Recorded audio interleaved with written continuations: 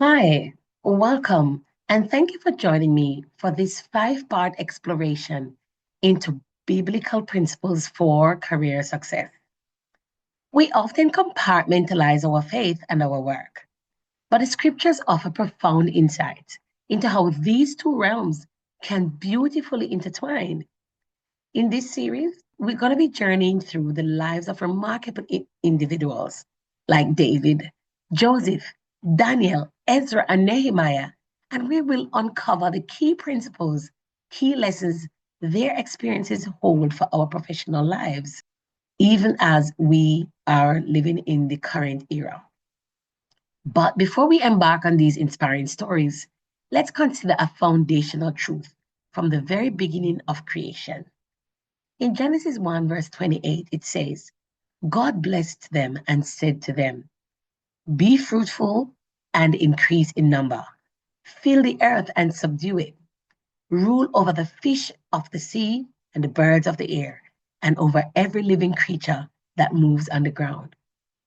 This powerful verse, it reveals that from the outset, humanity was entrusted with a mandate to be productive, to be creative, and to steward the world around them.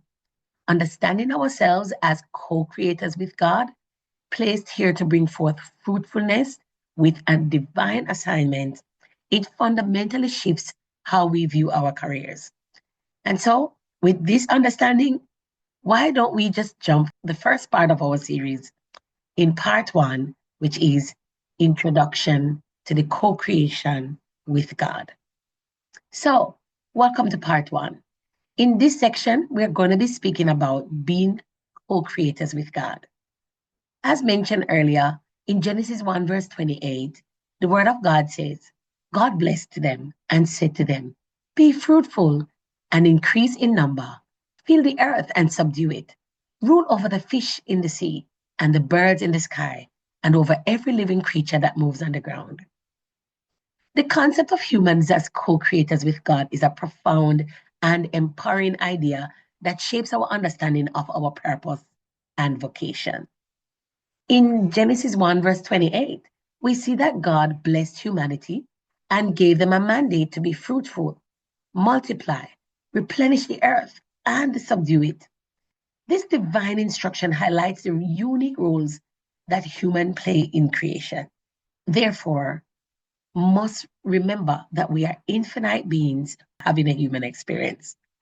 The Bible tells us that humans were created in the image of God, according to Genesis 1, verse 27.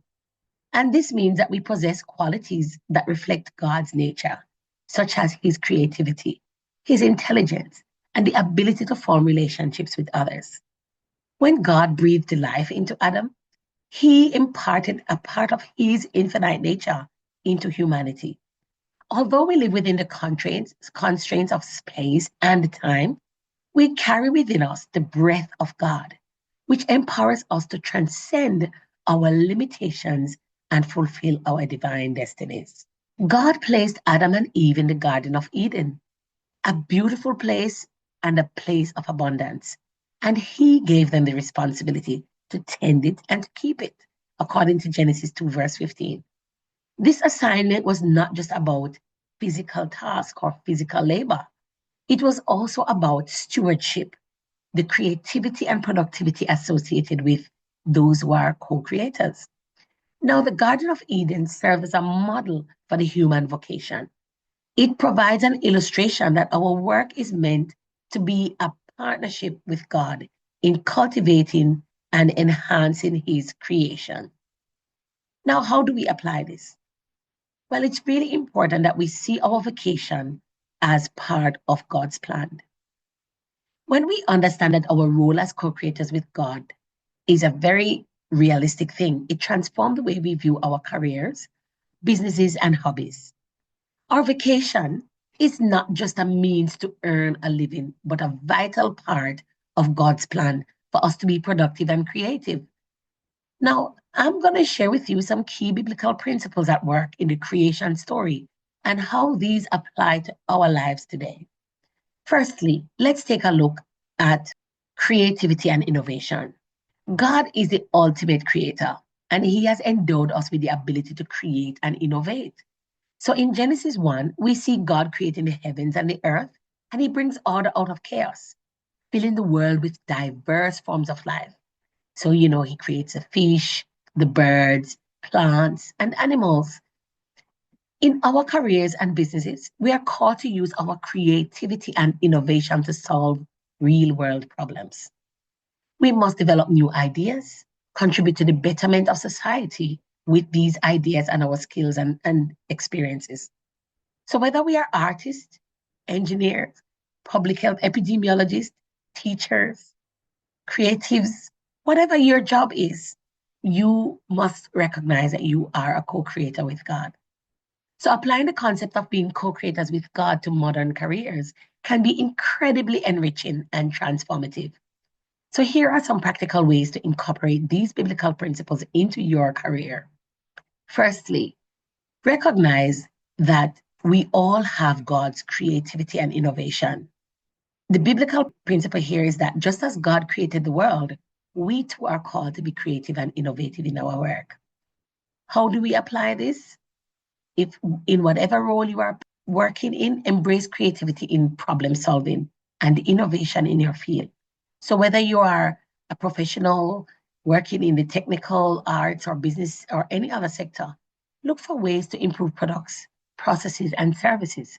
For example, if you're in a marketing role, you might develop a unique campaign that resonates deeply with your audience.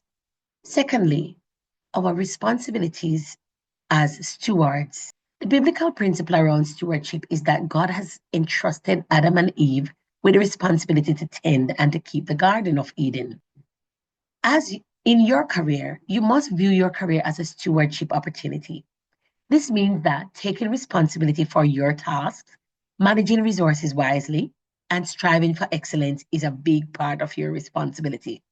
If you're a manager, this could involve mentoring your team and fostering a positive work environment. Whatever your role is, we must steward the resources, not just the tangible physical ones, but also the human resources. The next thing we learn is that there's integrity and ethics. So God's nature is one of truth and righteousness, and we are called to reflect these qualities. So as a professional, uphold integrity and ethical standards in all of your professional dealings. This includes being honest, transparent, and fair. For instance, if you're in finance, ensure that all your transactions are conducted ethically and transparently. The fourth theme that comes out of our thoughts for today is that of collaboration and teamwork. God created humans to work together and to support one another. If you notice that if you go back and read Genesis chapter 1 to chapter 3, you realize that when God made the first man, he did not leave them alone. He made a second human being so that the first man could have a companion, so they could work in partnership. Well, as a professional, foster a spirit of collaboration and teamwork in your workplace.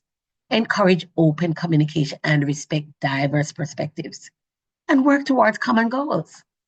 In a project management role, this might mean facilitating effective team meetings and ensuring everyone's contributions are valued. The fifth area that we see coming out of these principles today is purpose and vision. God gave humanity a clear purpose and a vision in the Garden of Eden. Can I say that again? God gave you a clear purpose and vision when he created you. So you must align your career goals with a higher purpose. Don't just get up and do any job. It's very important that our career goals are aligned with our higher purpose. So how do we do this? Reflect on how your work can contribute to the greater good and make a positive impact. For example, if you're working in the field of healthcare like I do, focus on how your role helps improve patient lives and community health, and even more so, their mental and spiritual health. And so here is an extra blueprint of how you can incorporate these into your career. Well, firstly, reflect on your calling. Spend time in prayer and reflection to understand how your career aligns with your God given purpose for your life. You can ask yourself how your skills and passions can serve others and glorify God. Secondly, set goals with a higher purpose in mind. So when you are setting these goals for your career, consider, how do my current goals contribute to my personal growth and the well-being of others? The aim for your goals should be not only to advance your career, but also to align with your values and your faith. So align your goals with your core values and your principles. Thirdly, practice continuous learning. As we continue to grow and to identify and to live out our purpose and our calling, it is very critical that we embrace a mindset of continuous learning and improvement. Seek out opportunities for professional development and stay updated with industry trends. This not only enhances your skills, but also reflects the biblical principle of stewardship. Yes, by continuing to learn and to grow and having a growth mindset is one of the important aspects of being a good steward of what you've been entrusted with. Fourthly, build strong relationships. Invest in building strong relationships, supportive relationships with colleagues, mentors, clients, and others. Show kindness, respect, and empathy in your interactions. Strong relationships can provide support and encouragement and opportunities for collaboration. Now, it's very critical that we are leading by example. Demonstrate your Christ-like qualities in your leadership and your interactions. In that way, you can be a role model of integrity, compassion, and excellence. This can easily inspire others and create a positive work environment. Speaking of this, recently I was at my workplace and I had a meeting with a colleague. So just before the meeting, we had a bit of a small talk, and I found out that my colleague was actually going through a rough patch in life. So I invited my colleague to go for a walk. And as we went for a walk, this gave my colleague an opportunity to share what was on their mind. And as they shared, I asked my colleagues permission if I could provide some reflections on what they were going through and a bit of advice. My colleague was open, and I shared the fact that I was a believer, and my colleague also shared that they also were a Christian believer. I was able to share with my colleague my own personal testimonies of how I had overcome extremely difficult personal challenges in my own life and be able to shift my focus from the circumstances and the conditions that I was going through and to shift my focus on to become a solution-oriented person. This really encouraged my colleague, and I believe it made a big difference, not only in their day, but for the rest of the week. So you can really lead by example and become a blessing to others on the job. Sixth and final, balance work and rest. Now, I left the rest for the end because, in Genesis, it spoke about the importance of rest and the Sabbath. And the Sabbath here meaning a day of rest. Ensure you have a healthy work-life balance to avoid burnout and maintain your well-being. This principle of rest is rooted in God's creation pattern and is essential for sustained productivity and creativity. And so that's it for today. Just to recap, it's important that if we incorporate these principles into our careers, we can create a fulfilling and impactful professional life that honors God and serve others. And so my question to you today is, how do you see these principles fitting into your career or future aspirations? Well, you can drop your answer in the chat, and I'll be really happy as I look forward to reading your responses. Bye-bye for now.